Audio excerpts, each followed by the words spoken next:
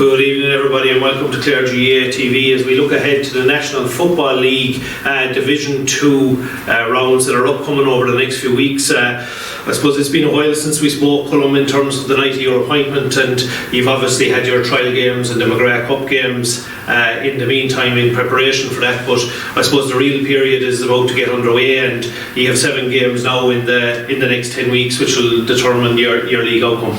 That's it, just really looking forward to getting it started and getting our next Sunday up to Mullingar.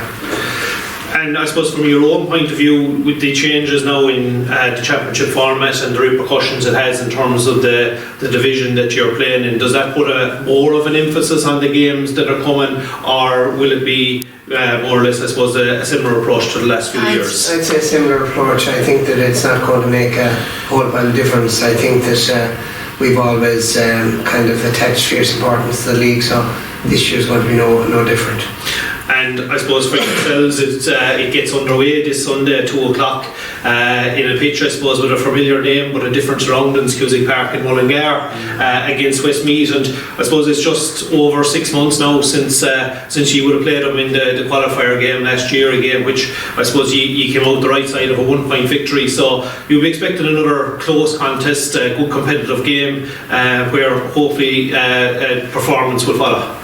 Yeah, I mean, it was we played them in the championship last year, came out on top, so there's we know what they're like, and we're expecting a very competitive game the weekend. So there's I suppose that the important thing is that we play and perform, and hopefully the result will take care of itself then.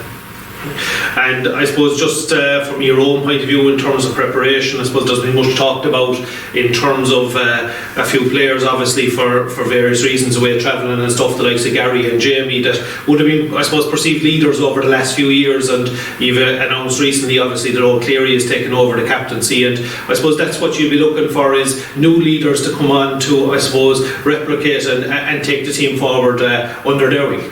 Yeah, absolutely. I mean, in any team, nothing remains the same. It's always kind of changing and evolving, and they're parts and parcel of it. And you've got to be able to handle these kind of things. Like we've 3 experienced players that weren't with us up in Portlaoise in the last game of the championship in as well. So, you know, there's things balance itself out, and I think we'll be fine. And I suppose from a panel point of view at the moment, obviously at this time of year, a lot of pre-season work challenge games, things like that played. Are there any players, I suppose, out of the reckoning for the next few weeks due to injuries or anything like that, or any players that I suppose you're looking forward to introducing and seeing what they're made of? Yeah, as we stand at the moment, we've a clean bill of health, so hopefully it stays that way for Sunday. I mean, there are some very exciting young players coming through, and you know, we won't rush them, and hopefully give them plenty of game time during the league and see how they get on.